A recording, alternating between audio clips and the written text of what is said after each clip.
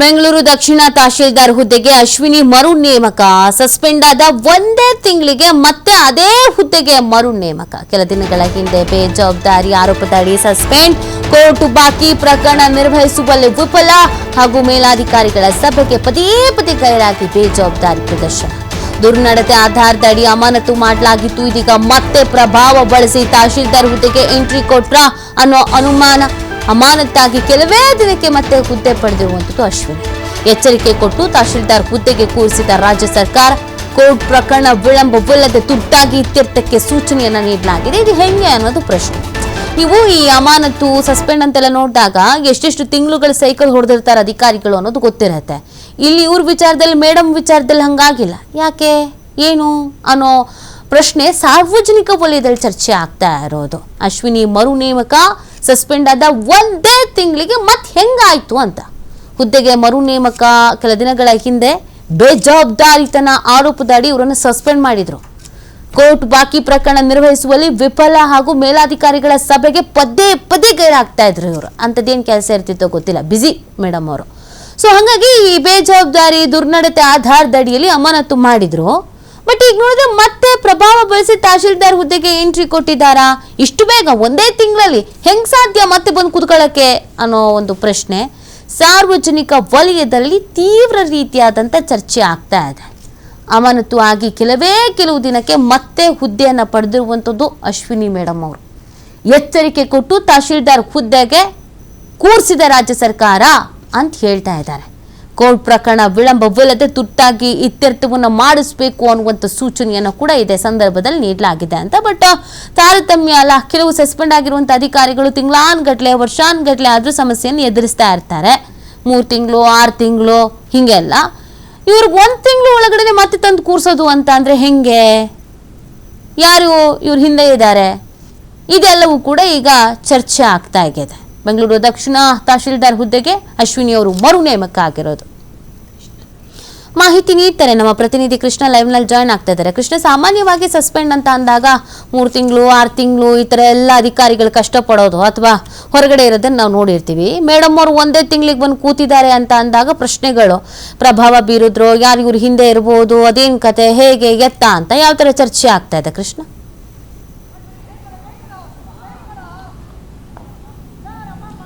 ನೀತಿ, ಕಳೆದ 1 ತಿಂಗಳ ಹಿಂದೆ ಬೆಂಗಳೂರು ದಕ್ಷಿಣ ತಹಸೀಲ್ದಾರ್ ಆಗಿದ್ದಂಥ ಅಶ್ವಿನಿಯವರನ್ನು ಸರ್ಕಾರ ಸಸ್ಪೆಂಡ್ ಮಾಡುತ್ತೆ.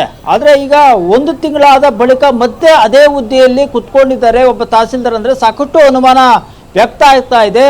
ಈ ಹಿಂದೆ ಕರ್ತವ್ಯ ಲೋಪ ಮತ್ತು ದುರ್ನಡತೆ ಆರೋಪದ ಅಡಿಯಲ್ಲಿ ಸರ್ಕಾರ ಇವರನ್ನು ಸಸ್ಪೆಂಡ್ ಮಾಡುತ್ತೆ. ಯಾಕಂದರೆ ಕೋರ್ಟ್ ವಿಲೇವಾರಿ ಪ್ರಕರಣಗಳಲ್ಲಿ ಸರಿಯಾದಂಥ ರೀತಿಯಲ್ಲಿ ವಿಲೇವಾರಿ ಮಾಡುವಂಥ ಪ್ರಯತ್ನವನ್ನು ಮಾಡಿಲ್ಲ. ಕೋರ್ಟ್ ಕಂಟೆಂಪ್ಟ್ ಆದರೂ ಕೂಡ ಕೋರ್ಟ್ಗೆ ಹೋಗಿ ಅದನ್ನು ವಿಲೇವಾರಿ ಮಾಡುವಂಥ ಪ್ರಯತ್ನ ಕೂಡ ಆಗ್ತಾ ಇಲ್ಲ. ಜೊತೆಗೆ ಸರ್ಕಾರದ ಕಂದಾಯ ಇಲಾಖೆ ಪ್ರಧಾನ ಕಾರ್ಯದರ್ಶಿಗಳಾದಂಥ ರಾಜೇಂದ್ರ ಕುಮಾರ್ ಕಟಾರಿಯ ಕಾರ್ಯ ಮಾಡಿದ್ರು ಕೂಡ ಸ್ವೀಕಾರ ಮಾಡುವಂಥ ಪ್ರಯತ್ನವನ್ನು ಈ ತಹಸೀಲ್ದಾರ್ ಅಶ್ವಿನಿ ಅವರು ಕೂಡ ಮಾಡ್ತಾ ಇಲ್ಲ ಅಂತ ಗಂಭೀರವಾದಂಥ ಆರೋಪವನ್ನು ಸಚಿವರಾದಂಥ ಕೃಷ್ಣೇಬರು ಕೂಡ ಪ್ರಗತಿ ಪರಿಶೀಲನಾ ಸಭೆಯಲ್ಲಿ ತಹಸೀಲ್ದಾರ್ ಆಗಿದ್ದಂಥ ಅಶ್ವಿನಿ ಅವರಿಗೆ ತರಾಟೆ ತೆಗೆದುಕೊಳ್ಳುವಂಥ ಪ್ರಯತ್ನವನ್ನು ಮಾಡ್ತಾ ಇದ್ದಾರೆ. ಹೀಗಾಗಿ ಸಾಲು ಕಂಪ್ಲೇಂಟ್ಗಳ ಆಧಾರದ ಮೇಲೆ, ಜೊತೆಗೆ ದುರ್ನಡತೆ ಮತ್ತು ಕರ್ತವ್ಯ ಲೋಪ, ಬೇಜವಾಬ್ದಾರಿ, ಜೊತೆಗೆ ಬೇರೆ ಬೇರೆ ಪ್ರಕರಣಗಳ ವಿಚಾರದಲ್ಲಿ ಸರ್ಕಾರ ಇವರನ್ನು ಐಡೆಂಟಿಫೈ ಮಾಡಿ ಬೆಂಗಳೂರು ದಕ್ಷಿಣ ತಾಲೂಕು ತಹಸೀಲ್ದಾರಿಂದ ಇವರನ್ನು ಎತ್ತಂಗಡಿ ಮಾಡುವಂಥ ಪ್ರಯತ್ನವನ್ನು ಮಾಡ್ತಾರೆ.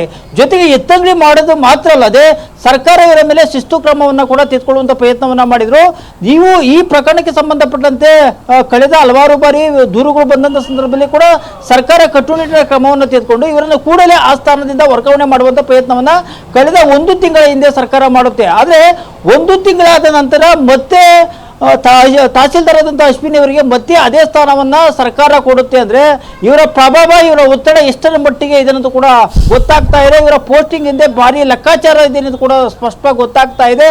ಯಾಕಂದರೆ ಕರ್ತವ್ಯ ಲೋಪ, ಬೇಜವಾಬ್ದಾರಿ ಮತ್ತು ನಿರ್ಲಕ್ಷ್ಯತೆಯನ್ನು ತೋರಿದಂಥ ತಹಸೀಲ್ದಾರ್ ಅಶ್ವಿನಿ ಅವರಿಗೆ ಸರ್ಕಾರ ಯಾವ ಮಾನದಂಡದ ಆಧಾರದ ಮೇಲೆ ಹುದ್ದೆ ಕೊಟ್ಟಿದ್ದಾರೆ ಅನ್ನೋದು ಕೂಡ ಸಾಕಷ್ಟು ಅನುಮಾನಗಳು ಕೂಡ ವ್ಯಕ್ತ ಆಗ್ತಾ ಇದೆ. ಹೀಗಾಗಿ ನಿನ್ನೆಯಿಂದ ಬೆಂಗಳೂರು ದಕ್ಷಿಣ ತಾಲೂಕು ತಹಸೀಲ್ದಾರ್ ಕಚೇರಿಯಲ್ಲಿ ಅಶ್ವಿನಿ ಅವರು ಕೂಡ ಕೆಲಸ ಮಾಡ್ತಾ ಇದ್ದಾರೆ. ಅವರ ಅವ್ಯವಹಾರ, ಅಕ್ರಮ ಸಂಬಂಧಪಟ್ಟಂತೆ ಈಗಾಗಲೇ ಸಾಕಷ್ಟು ಸಾಲು ದೂರುಗಳು ಕೂಡ ಸರ್ಕಾರದ ಅಂಗಡದಲ್ಲಿ ಕೂಡ ಇದೆ. ಇಂಥ ಸಂದರ್ಭದಲ್ಲಿ ಮತ್ತೆ ಬೆಂಗಳೂರು ದಕ್ಷಿಣ ತಾಲೂಕು ತಹಸೀಲ್ದಾರ್ ಸ್ಥಾನದಲ್ಲಿ ಮತ್ತೆ ಕುರಿತು ಅವರ ಭ್ರಷ್ಟಾಚಾರ ಅಕ್ರಮ ಮತ್ತಷ್ಟು ಮಿತಿ ಮೀರುವಂತ ಸಾಧ್ಯತೆಗಳು ಕೂಡ ಇದೆ. ಆದೇಶ ಕಾಪಿಯಲ್ಲಿ ಸರ್ಕಾರ ಕೂಡ ಸ್ಪಷ್ಟವಾಗಿ ಉಲ್ಲೇಖವನ್ನು ಮಾಡುವಂತ ಪ್ರಯತ್ನವನ್ನ ಮಾಡಿದ್ದಾರೆ. ಕೋರ್ಟು ಮತ್ತು ನ್ಯಾಯಾಲಯ ಪ್ರಕರಣಕ್ಕೆ ಸಂಬಂಧಪಟ್ಟಂತೆ ಸೂಕ್ತ ರೀತಿಯಲ್ಲಿ ವಿಲೇವಾರಿ ಮಾಡುವಂಥ ಪ್ರಯತ್ನವನ್ನು ಮಾಡಬೇಕು, ಸೂಕ್ತ ರೀತಿಯಲ್ಲಿ ನಿರ್ವಹಣೆ ಮಾಡುವಂಥ ಪ್ರಯತ್ನವನ್ನು ಮಾಡಬೇಕು. ಇಲ್ಲಾಂದ್ರೆ ಮತ್ತೆ ನಿಮ್ಮಲ್ಲೇ ಶಿಸ್ತು ಕ್ರಮವನ್ನು ತೆಗೆದುಕೊಳ್ಳುವಂಥ ಪ್ರಯತ್ನವನ್ನು ನಾವು ಮಾಡ್ತೀವಿ ಅಂತ ಸರ್ಕಾರದ ಒಂದು ಆದೇಶದ ಕಾಪಿಯಲ್ಲಿ ಕೂಡ ಉಲ್ಲೇಖವನ್ನು ಮಾಡಿರುತ್ತಾರೆ. ಈ ಹಿಂದೆ ಅಕ್ರಮ ಭ್ರಷ್ಟಾಚಾರ ಮತ್ತು ಕರ್ತವ್ಯ ಲೋಪ ಆಧಾರದ ಅಡಿಯಲ್ಲಿ ಸರ್ಕಾರ ಅಮಾನತು ಮಾಡಿ ಮತ್ತೆ ಆ ಜಾಗದಲ್ಲಿ ಕೂಡಿಸಿದ್ರೆ ಮತ್ತೊಂದೇ ಸರ್ಕಾರ ಇವರ ಬೇಜವಾಬ್ದಾರಿಯಿಂದ ಮತ್ತಷ್ಟು ಸರ್ಕಾರಕ್ಕೆ ಕಪ್ಪು ಚುಕ್ಕಿ ಆಗುವಂಥ ಸಾಧ್ಯತೆಗಳು ಕೂಡ ಇದೆ. ಹೀಗಾಗಿ ಈಗ ನಿನ್ನೆಯಿಂದ ತಹಸೀಲ್ದಾರ್ ಅಶ್ವಿನಿ ಕೂಡ ದಕ್ಷಿಣ ತಾಲೂಕು ತಹಸೀಲ್ದಾರ್ಗೆ ಕೆಲಸ ಮಾಡ್ತಾ ಇದ್ದಾರೆ. ಅದು ಎಷ್ಟರ ಮಟ್ಟಿಗೆ ಕೋರ್ಟ್ ವಿಲೇವಾರಿ ಪ್ರಕರಣದಲ್ಲಿ ಅವರು ಜವಾಬ್ದಾರಿತವಾಗಿ ಕೆಲಸ ಮಾಡ್ತಾರೆ ಎಂದು ಕೂಡ ಸಾಕಷ್ಟು ಅನುಮಾನಗಳು ಕೂಡ ಕಾಡ್ತಾ ಇದೆ. ಈ ಹಿಂದೆ ಇವರ ಮೇಲೆ ಸಾಕಷ್ಟು ಅಲಿಗೇಷನ್ ಕೂಡ ಇತ್ತು. ಅಂತ ಸಂದರ್ಭದಲ್ಲಿ ಕೂಡ ಸರ್ಕಾರದ ಗಮನಕ್ಕೂ ಬಂದು ಕೂಡ ಸರ್ಕಾರ ಯಾವುದೇ ರೀತಿ ಕ್ರಮವನ್ನು ತೆಗೆದುಕೊಳ್ಳುವಂತ ಪ್ರಯತ್ನವನ್ನ ಮಾಡಿಲ್ಲ. ಅದೇ ಈಗ ಮತ್ತೆ ಅದೇ ಸ್ಥಾನ ಬೆಂಗಳೂರು ದಕ್ಷಿಣ ತಾಲೂಕು ತಹಸೀಲ್ದಾರ್ ಆದಂತ ಅಶ್ವಿನಿಗೆ ಕೊಟ್ಟಿದ್ದು ಸಾಕಷ್ಟು ವಿವಾದವನ್ನು ಕೂಡ ಸೃಷ್ಟಿ ಮಾಡ್ತಾ ಇದೆ, ಸಾಕಷ್ಟು ಅನುಮಾನಗಳು ಕೂಡ ಸೃಷ್ಟಿ ಆಗ್ತಾ ಇದೆ. ಹೀಗಾಗಿ ಎಷ್ಟರ ಮಟ್ಟಿಗೆ ಆ ಸ್ಥಾನದಲ್ಲಿ ಜವಾಬ್ದಾರಿತವಾದಂತ ರೀತಿಯಲ್ಲಿ ಅಶ್ವಿನಿ ಅವರು ನಿರ್ವಹಣೆ ಮಾಡ್ತಾರೆ ಅಂತ ಕೂಡ ಕಾದು ನೋಡ್ಬೇಕಾಗಿರುವಂತದ್ದು ರೀತಿ. ಓಕೆ, ಥ್ಯಾಂಕ್ ಯು ಕೃಷ್ಣ ತಮ್ಮೆಲ್ಲ ಡೀಟೇಲ್ಸ್ಗಾಗಿ.